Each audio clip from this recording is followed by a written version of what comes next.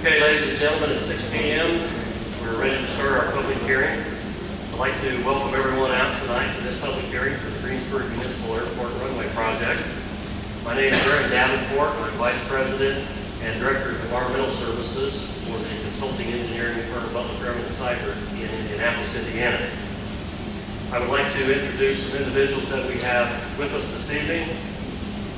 Don Manley, Vice President, and he's our airport division chief, and also project manager for this project. And Neil Bennett, back. He's an environmental scientist and the author of the environmental document. From the airport board, we have Bill Ernstes, Dr. John Dooley, and Don Whipple.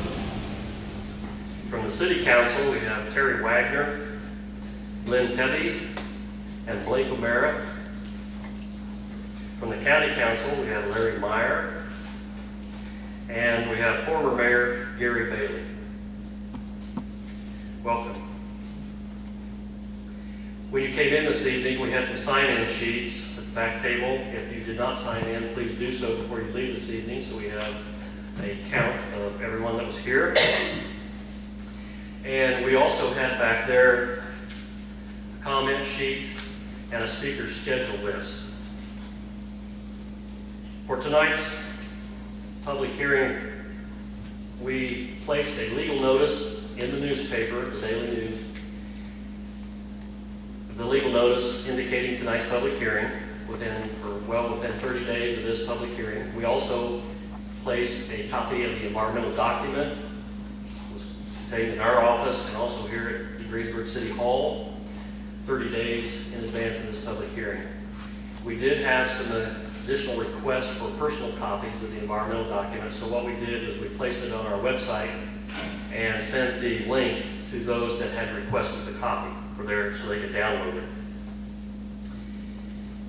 Following my comments, Don Manley will give a brief overview of the project. The speakers list that is in the back, if you did not sign up on the speakers list, that's okay. We'll exhaust the speakers list first, and then we'll go by show of hands as we come to the microphone to state your public comments. The session this evening is not a question and answer period. It is the opportunity for the public to give their comments verbally. Now, if you're like me and you don't like speaking in front of groups like this sometimes, we have alternate methods. We have the comment sheets. You can take as many of these as you need. You can fill them out. You can leave them with me tonight, or you can take them home. You can give them to your friends and neighbors. They can use these to fill them out. If you try fold it over, my address is on the back, so all you have to do is put a stamp on it, return address, staple or tape it. You can mail it to me. You can send me an email. My email address is on the bottom. I also have my fax number here. So it doesn't matter whether you speak tonight, whether you give me written comments, you send me an email, doesn't matter, they're all equal weight. They'll all be included in the public record. The way we're going to do this evening, we anticipate a lot of speakers, so we're going to hold each comment period to 3 minutes. Neil will be our official timer for the evening. What we'll do is we'll come to the microphone, state your name. If you're with an organization and you'd like to announce that organization, please do so. And with 30 seconds to go, he will tell you that you have 30 seconds remaining. At the end of the 3 minutes, you can sit down, and then once we exhaust everybody to give them an opportunity to speak, then you can come back up and you have another 3 minutes, and we'll keep doing this until everybody has had their entire say.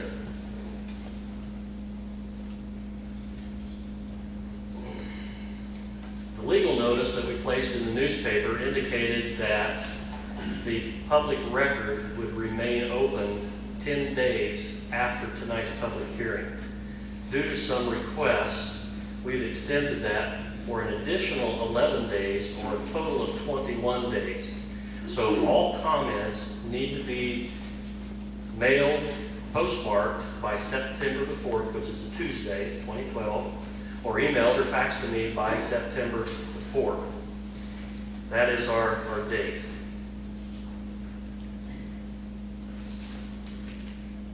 said, it doesn't matter how you make your comments, they're all of equal weight. At this time, I would like to introduce Don Manley from our company to give you a brief overview of the project. Thank you, Aaron.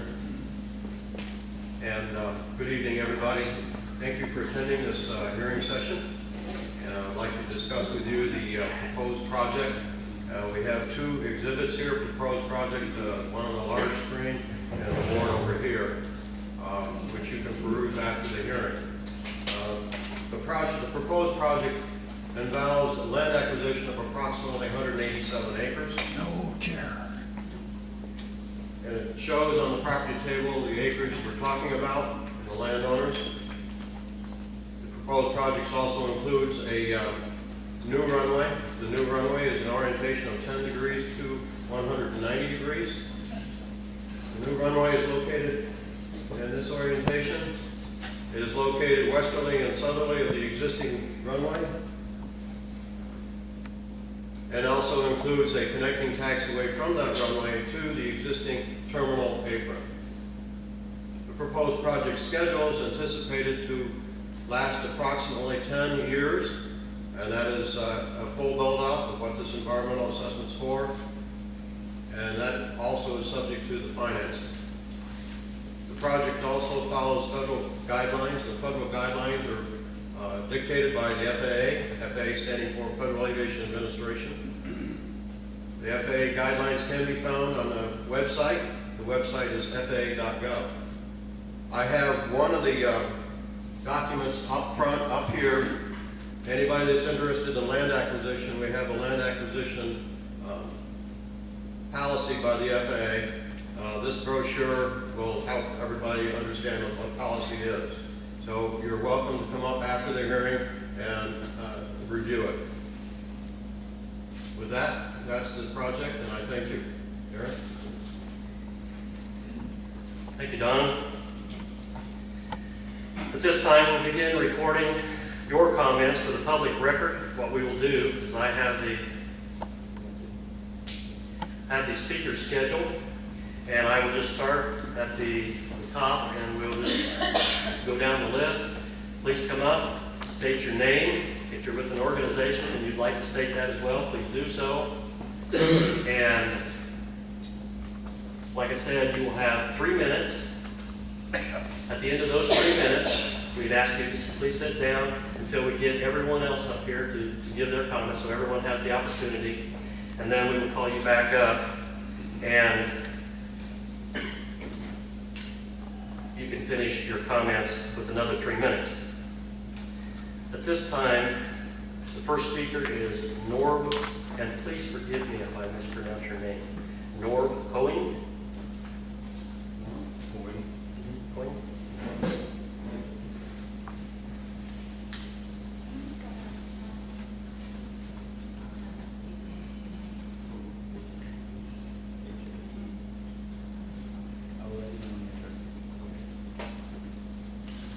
Good evening. My name is Norbert Hoeing. I've been a businessman in this area since the early 70s. Ran a small manufacturing business. Some of my clients were several hours away by car, and I found that being able to fly to their location for a meeting or to work on a piece of equipment or demonstrate a piece of equipment to them saved me at least a whole day plus an overnight stay.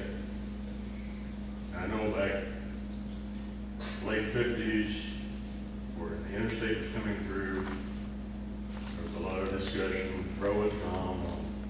We don't want the interstate here. We do want the interstate here.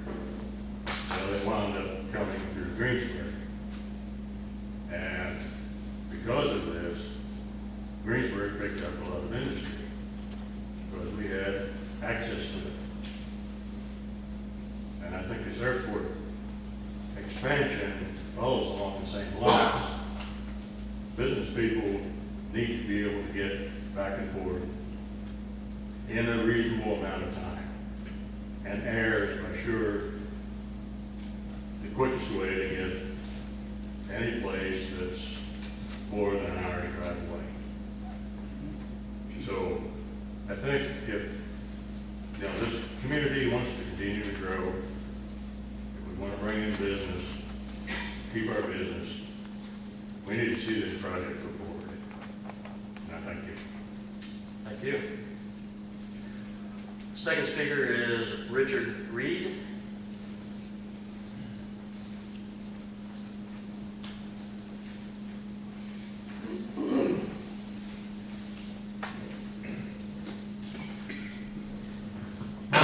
Richard Reed, and I'm one of the owners and president of Cola Fertilizer.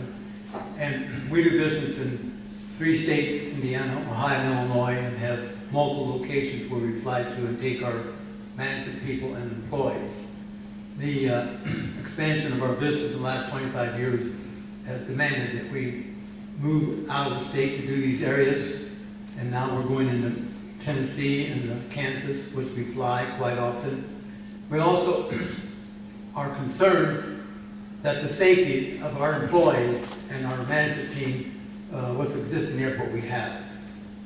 Not only that, but the vendors that we do business with that come to see us, such as DuPont, Monsanto, Syngenta, BASF, they require a certain type of airport before they'll come here. Otherwise, they have to go to Indianapolis or another airport. So our biggest concern comes that we need an airport that is safe for us and for our vendors that come see us. And that allows us to expand our business. We've been in business 80 years and been flying for 65 years. Thank you. Thank you. Mark Hasty.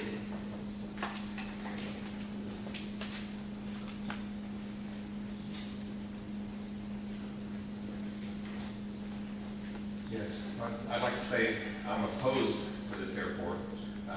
I can understand the safety issues and things like that, but that it is a little-used airport at this time, and I don't think that there's enough reason to take land from people that are fairly unwilling to sell. And I submitted my comments in writing, and I wanted to get up and say something for the people here, but this is. Use of eminent domain is a very serious thing, and I take it very serious. And whether it might be my property or anybody else's, and for it to be used on something frivolous that's used by very few businesses. I live out by the airport. I see how many planes take off the land, and it's very few. And for this to go through and take land from people that have worked for this land all their life is just not fair. And that's why I oppose this airport. So, thank you. Thank you. Jerry Scheidler.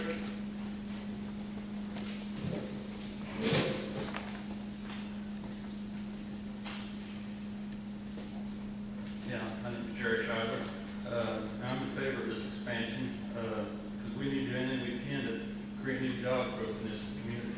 There's too much of it has left job-wise lately, and anything we can do that would bring in more job growth for the future, we need to do that now so that we're prepared when these other companies want to come here.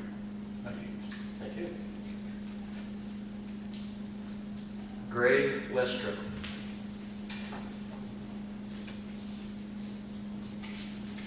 I'm going to read a letter that a copy of the letter I sent to the FAA. So here's a copy. Thank you. I'm writing in support of the plan to expand the Greensburg Airport, or by the way, I'm a Greensburg resident. I am writing in support of the plan to expand the Greensburg Airport by construction of a new runway. I was fortunate to start my aviation career, which has spanned over 50 years, at the Greensburg Airport when I was age 16. From this beginning, I spent many years in government and civil aviation, served the public, and had experiences most people can only dream of, and I supported my family well. Today, I rent a hangar at the airport, as I have for 21 years, and there I keep the 40-year-old airplane I now own, which is only a few years newer than the 1956 model I learned to fly in, except this one has an electric starter. I can honestly say that our airport's runway and facilities meet all my needs, but they are totally inadequate for the current and future requirements of this community. Our current 3,400 by 40-foot runway is used by very expensive, modern turbine aircraft serving local area businesses, and the runway is definitely marginal in length and width for the types of aircraft we routinely see. Our airport definitely needs to be brought up to contemporary standards. When it comes to aviation, our community has been ably served by a succession of very intelligent and public-spirited individuals. In 1980, our airport was a grass runway with minimal lighting. In June 1980, 3 local businessmen started a drive to build a new hard-surface runway. In October, 87 days after they began, with contributions totaling $102,791.33 from 140 local individuals, businesses, and organizations, plus donations of material and construction services, the new runway was opened. Several years later, the Decatur Airport Corporation was formed to purchase the airport property.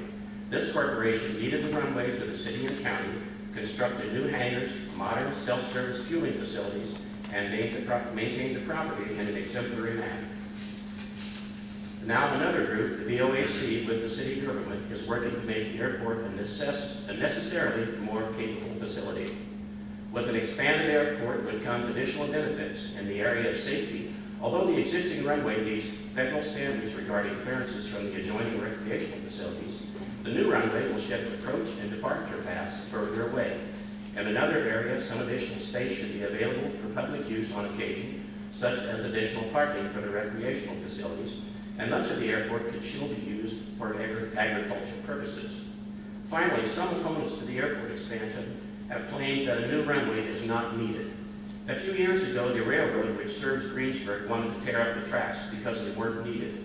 Fortunately, through the efforts of local government officials and area businesses, they were prevented from doing this. Thus, railroad access was available when Honda came looking for a new plant site. Saturday, I counted 66 rail cars inbound to the Honda factory, passing on the tracks behind my home to be loaded with new cars.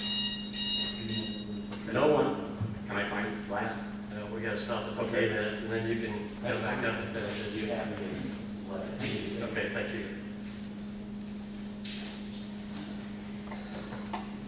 Our next speaker is Jean Johannigan. She's going to read a letter from the Phil Goddard family.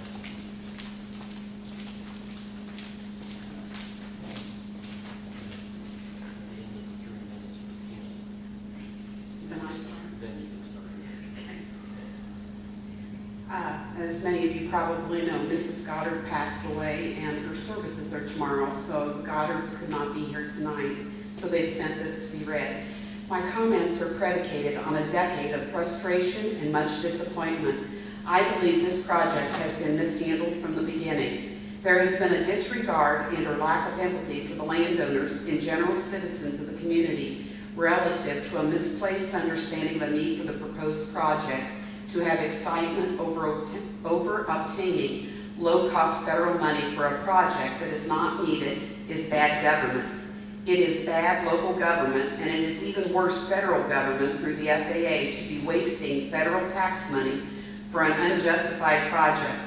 It is no surprise that our country is going down the debt drain. The continuation of such senseless waste will soon result in the demise of our country in the near future. I have read every word of the draft report and find its compilation to be extremely inferior workmanship and inaccurate. I have participated with input to the response being compiled by Mr. Steve Tabor of Irvine, California, and will let that report represent the points of contention for the Goddard family. The major point of the family has been that there has not been shown a need or justification. The draft proves nothing in this regard. There are letters that say out-of-county businesses want to park their planes here so they can continue doing business in Rushville and Batesville. How does that provide a need for Greensburg? Other letters say they already do business here and will continue to use the airport, thus changing nothing for the benefit of Greensburg. There was even a letter from a business that no longer exists in Greensburg showing many non-existent flights and landings. All the letters were written in 2010 with no current showing of anything. It is a serious matter when government can take private property without a need. If it can, then it can take property at any time for any reason. This would be a terrible abuse of government and should be stopped immediately. We have owned our land since 1850. We kept it during the Civil War, the assassination of Abraham Lincoln, World War I, World War II, a crippling depression, and everything else bad that has happened, and now we will lose it for no demonstrable reason? There has been no showing of need or that such an expansion would enhance the economical environment of this community. 2 polls have been run by the Greensburg Daily News, and there was overwhelming opposition to this project. The thrust of this project is the obtaining of free federal money, our money, even when it is not needed.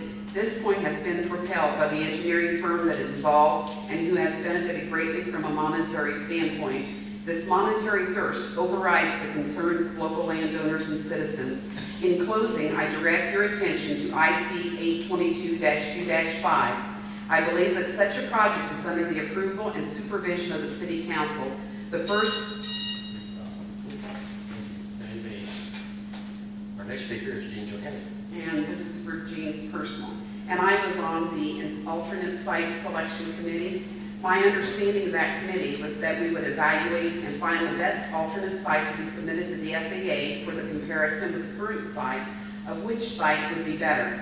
Every time I made a positive comment about one of the alternate sites, I was met with a comment from Bill Ernstis that I would have to score that site less than the current site because the current site had infrastructure already in place, like roads, electricity, water hangers.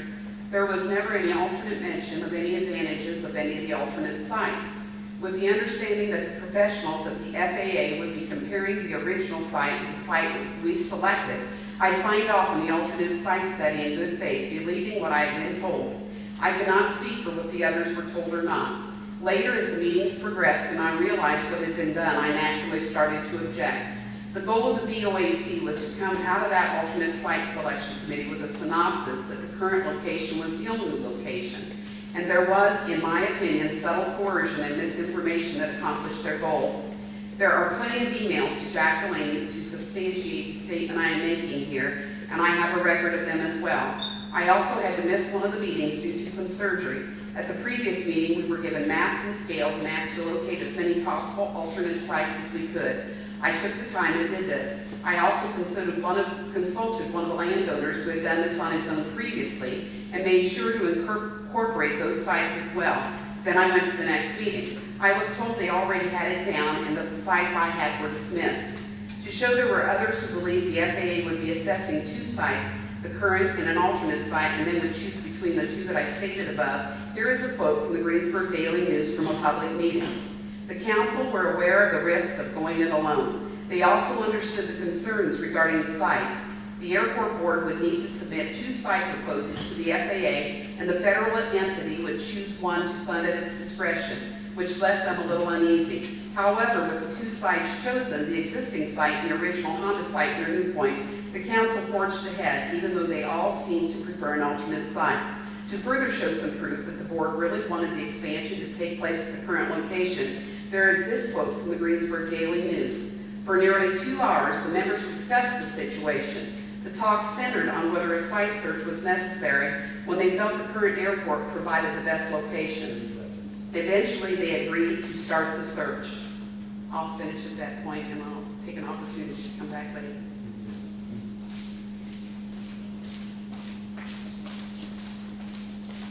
Greg Bailey.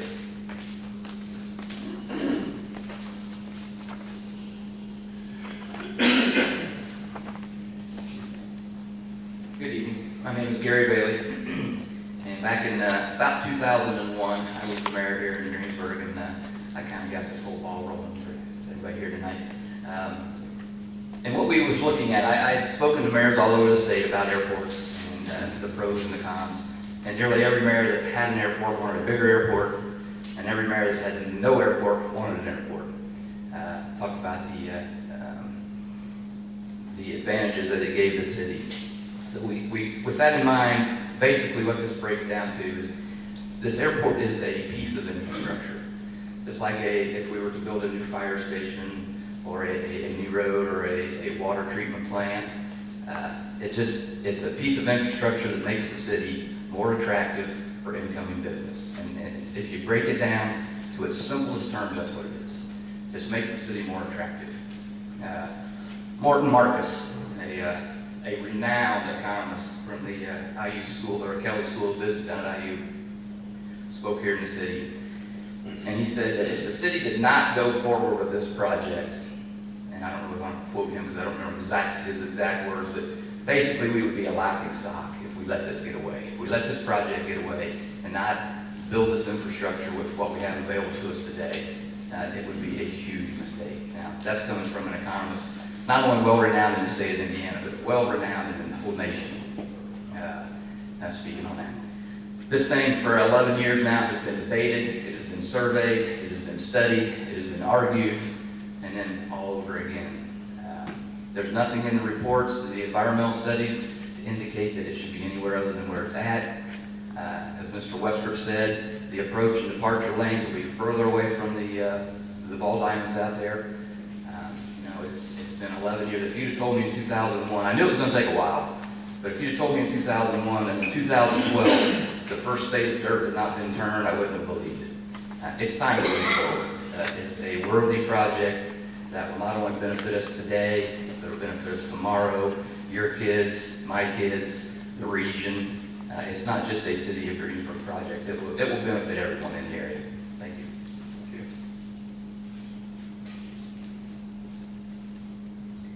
Glenn Tebby.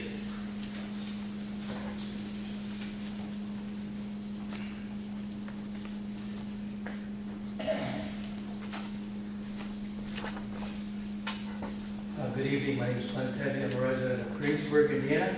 I am in support of this project.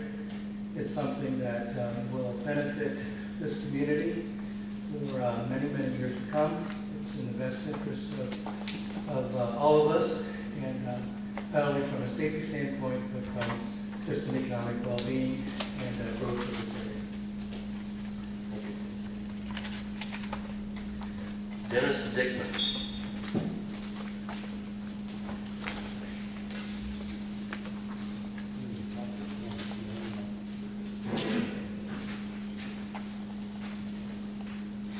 Hello, I'm Dennis Dickman. I live and own farm ground west of the proposed runway.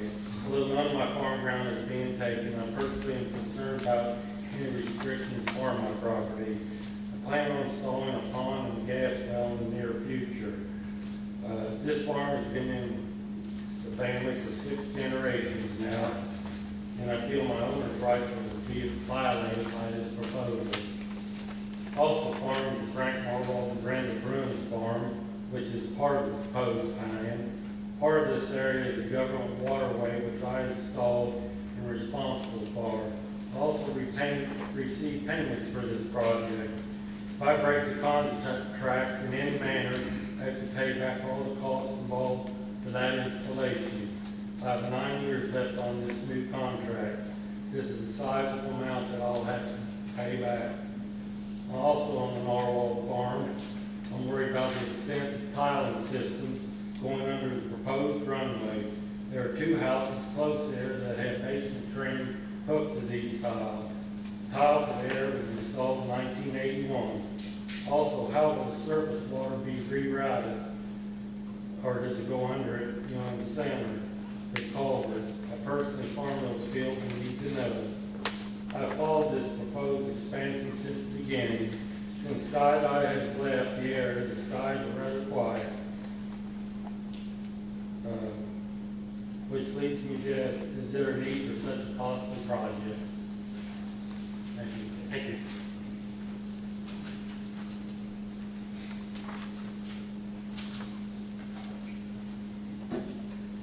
Is it Larry Robbins? Good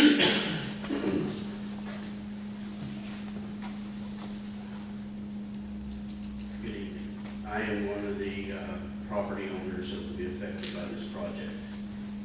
When this project first got started, we were told that there had to be proof of a need. And as of yet, there has been no proof. Next, I can't believe that it's been 11 years, and over those 11 years, the property owners have been contacted maybe once or twice in 11 years. no updates of anything going on with the project. And if we want information, we have to ask, we have to go get it. Well, I would think that a firm as large as yours would provide the property owner with this information. Number two, this project has been delayed by the property owners for 11 years. Ups and downs, but we have succeeded a lot of the times. Now, to me, these people who say that we need this expansion of this airport, the property that they're taking, which has to be upgraded, a huge amount of dirt will have to be hauled in order to level out this runway. And this runway, from what I understand, is going to be 600 yards from my back door. Now, years ago, they took and changed the routing of the runway so it would not take my house and my pond. But still, it's not moved far enough to, somebody made the comment one time that it'll be no more noise than a vacuum cleaner. Well, whoever come up with that story is flying with no air. But to me, it seems like that we are building this airport for a few, not for many, for a few.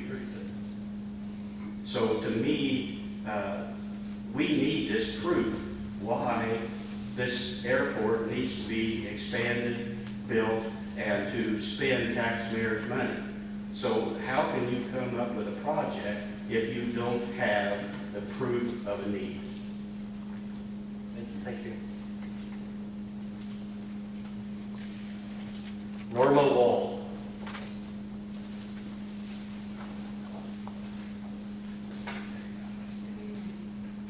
I certainly echo many of the issues and comments made by those that are against the airport. The need has not been met. No one has given any evidence that any new or expanded business will locate here with this expansion. Consequently, the need to confiscate another person's property for the common good has not been met. Having said that, I have another concern. If we're just a matter of expanding this airport to get business, why are you thinking so small? If an expanded airport equals a boon, then shouldn't you be looking at something much larger that cannot be landlocked with future growth that will come as a result? I do not understand from an environmental standpoint that it's not okay to build a pipeline because of insect, as in the case of Nebraska. So how is it okay to move a stream, alter the landscape, and disrupt the natural flow of wildlife for an expanded airport that you use and will likely increase taxes to our community?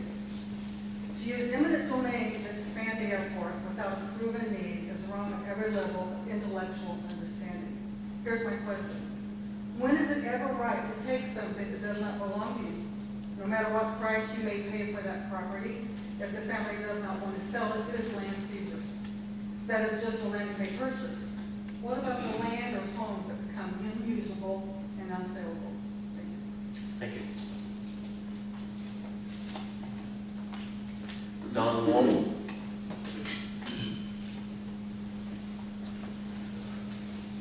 Can I take some of the time that the rest of them had to use? Thanks for the opportunity. As stated, my name is Don Wall. I've been asked to read into the record some outlines of issues from Attorney Tabor, who has been hired to represent concerned citizens of DeKalb County. Item 1, ownership. There is no record of either ownership or operatorship by the Greensburg BOAC. The city of Greensburg is the owner and the operator of the airport. Point 2, design aircraft. There is no indication that an expansion of the runway is needed for the aircraft that currently use the airport. The operations data is inconclusive because it does not separate local operations from itinerant operations. FAA design standards require at least 500 itinerant operations currently, not projected, in order to claim the need for an extended runway. Wildlife hazard assessment. Insufficient wildlife hazard assessment does not follow proper FAA protocols for establishing the threat that wildlife such as Canadian geese pose to aviation. There are migrating Canada geese in the area that were unaccounted for by the Wildlife Hazard Assessment. Was not a full year study. The conflicts of the FAA orders and guidance, this conflicts with the FAA orders and guidance. Farmland. Drafters of the Draft EA clearly have no experience with protection of farmland since they have misinterpreted the results of the study. 262 points is the maximum numbers of points that can be given on the study. 160 points is the cutoff established by FAA orders for inclusion in the EA. This project scored 162. So it requires further review pursuant of FAA orders. No further review is mentioned in the draft EA. Moreover, the project destroys an Indiana heritage farm. Staleness of the data. Much of the data is too old for use to be adequate. For example, the alternative site selection is from 2006. That data is too old by the standards of the FAA to be used in an EA. Skydive Greensburg is no longer based at Greensburg Municipal Airport. Companies based on anticipated future operations, not current operations, in order to establish design category aircraft. Companies supporting the expansion have conflict of interest. They would stand to benefit financially from the construction and have no incentive not to lie or to at least be overly optimistic about the amount of use that the runway will get. Improper consideration. The existence of park and fairgrounds abutting the airport without any discussion with draft EA about how they propose to mitigate the impact not only on the environment, but also on safety. Already they have had several near misses at the airport because of the proximity of the park and fairgrounds. That concern will grow if the airport meets the proposed level of operations. FAA Order 5050. Quote, when the action's physical use will be more than minimal or its constructed use substantially impairs the 4F property, in either case, mitigation is not enough to sustain the resource's designated use. Unquote. No consideration of the impairment of 4F property surrounding the airport. And I'll continue later. Okay. Joe Shields.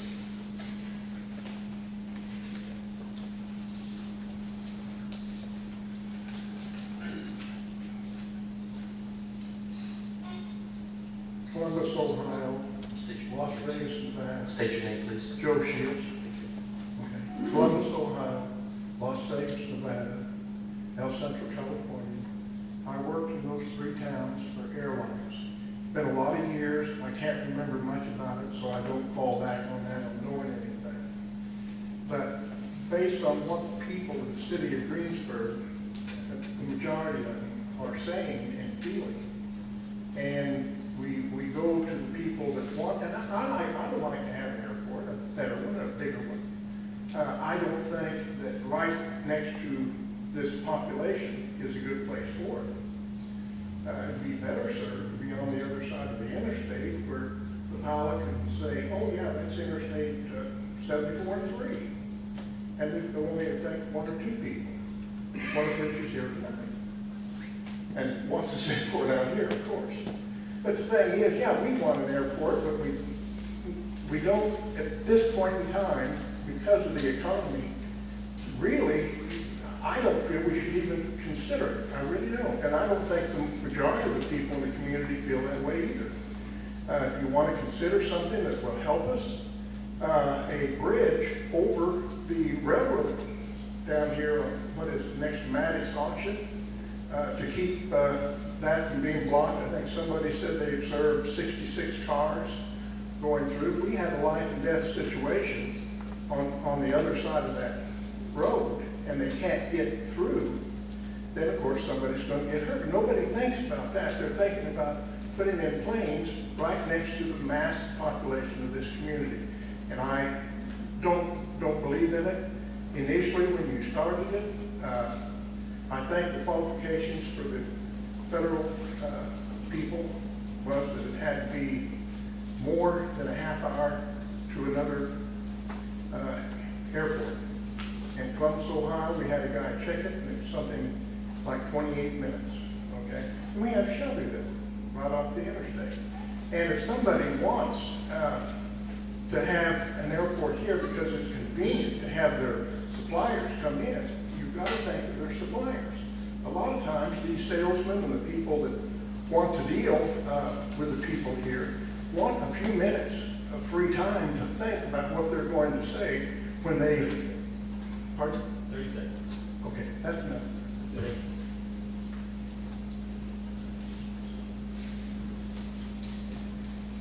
Mark Copland?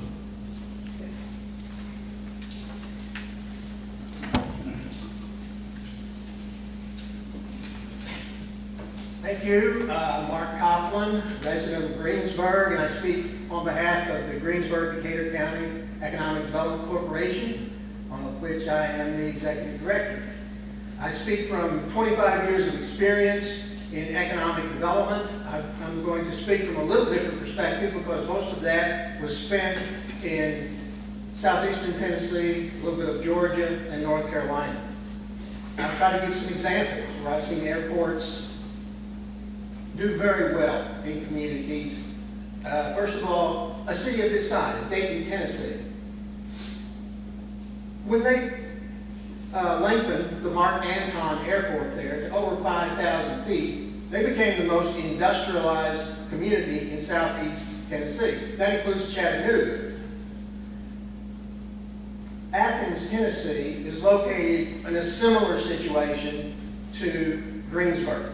Athens, Tennessee is between Knoxville, Tennessee and Chattanooga, Tennessee, like Greensburg is between Cincinnati and Indianapolis. I worked on this project when I worked with the state of Tennessee. The company is called Denso. They are one of the largest Japanese producers of automobile parts, particularly in the southeast. They have 1,000 jobs at that facility in Athens, Tennessee. Smyrna, Tennessee, a small, sleepy little southern town, until Nissan decided that they would like to work with Smyrna and the surrounding community to put a assembly plant that's about the size of, that was about the size of Honda. They've expanded since the late 80s 3 times. The community is doing fantastic. It's almost become part of Murfreesboro, Tennessee and Nashville, Tennessee because of its growth. Nissan makes Altimas there now. It's had several major expansions, as I explained, and there are 2 runways. One is 18,337 feet, 18,037 feet. The other is 5,546 feet. Closer to home, right here in Greensburg. Delta Faucet lost a number of jobs that hurt this community.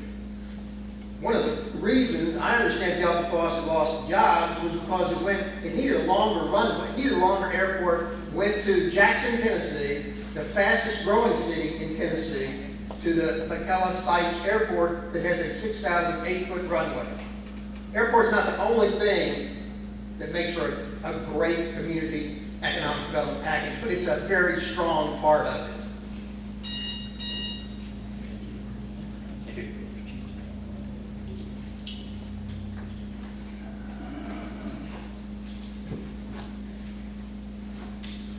That's the end of my speakers list. I will go by a show of hands of someone who hasn't spoken yet. Sir in the back.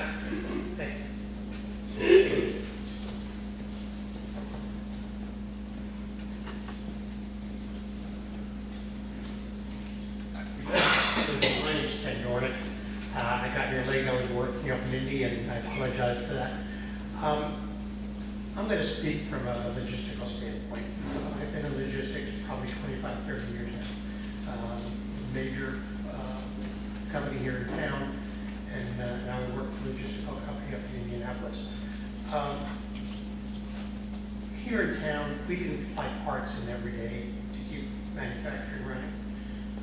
But there were times, a number of times, where we've had to fly in parts because we got bad parts from the supplier. It's not an everyday thing, but it's something that keeps the plant running. The company I work for in town was charged $10,000 a minute if we shut the press down because we didn't supply the parts. So we made sure we supplied the parts, and we had the parts on hand to do it. In this day and age with just-in-time inventories, these inventories are very skinny, so you need that flexibility to get parts in if you need them. I was fortunate enough to be on the city council, worked with the mayor and Glenn back there. We're in favor of the airport. I know I am, I believe that they are also. We have just nothing but the best interest of the city at heart, so whatever that's worth. Thanks again for the opportunity.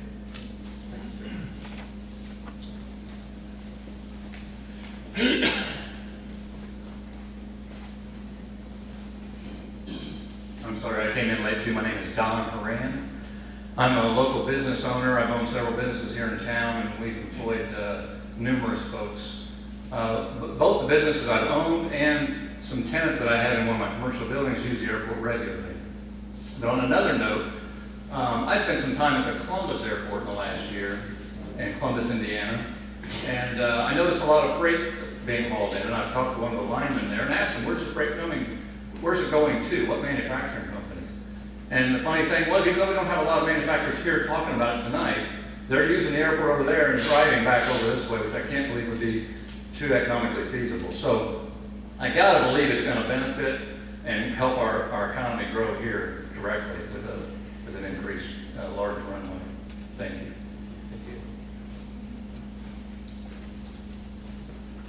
Someone do? Yes, sir.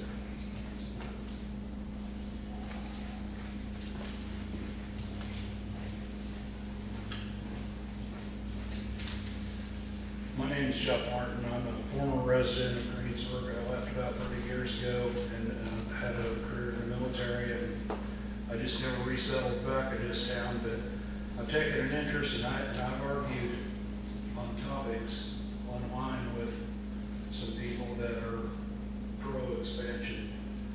I'm sitting here in the crowd and I'm listening to former Mayor Bailey talking about Morton Marcus, the economist of Bloomington, saying that Greensburg can't afford to let this thing go by.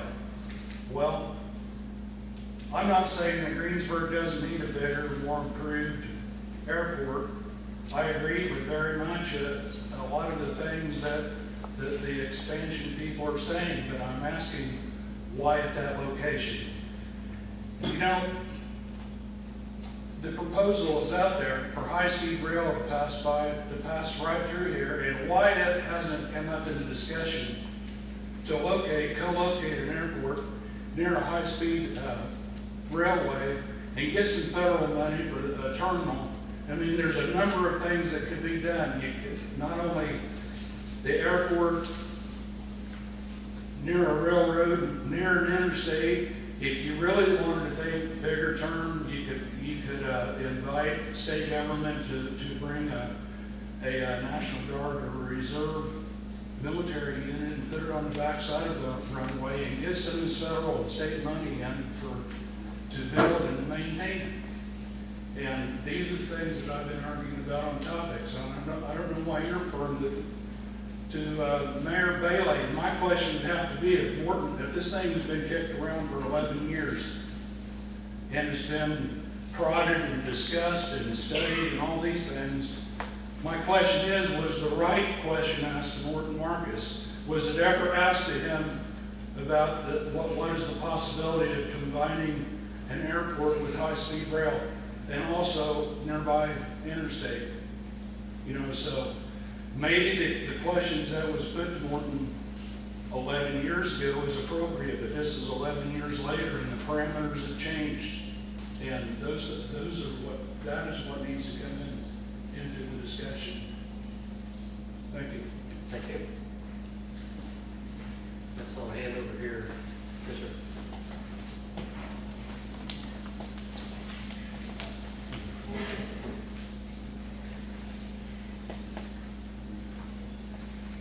My name is Dan Wilson.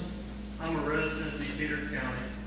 I'm employed by Purdue University as an extension educator, and I work for the folks here that are in agriculture. We use the airport extensively here in Decatur County on cropland, which totals 159,475 acres. That allows my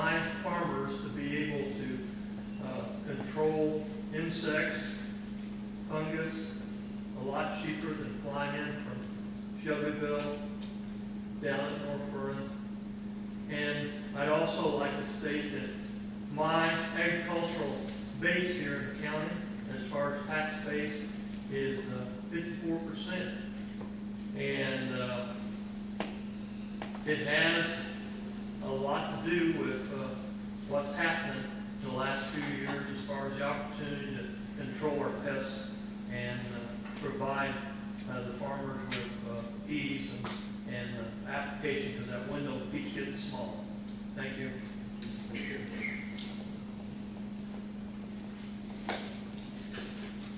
Yes, Pam.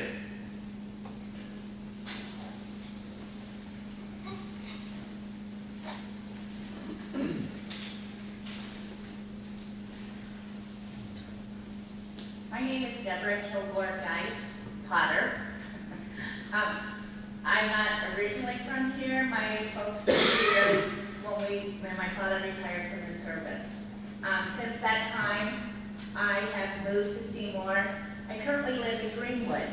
Why am I here this evening? Because my husband and I lived here for about a year. He left, he had his own plane and decided he couldn't do his business here because of the airport here. Why is it emotional for me? You would think that I, out of anybody here, would be against this airport. See, March 5th of 2010, my husband was killed in a plane crash. If he were alive today, he would be right here, and he would be promoting this airport because he knew of the value. So I drove in from Bloomington, arranged my schedule. I fly, ironically, every week for the company I work for. I drove in an hour and a half from Bloomington. I'll have to drive another hour to get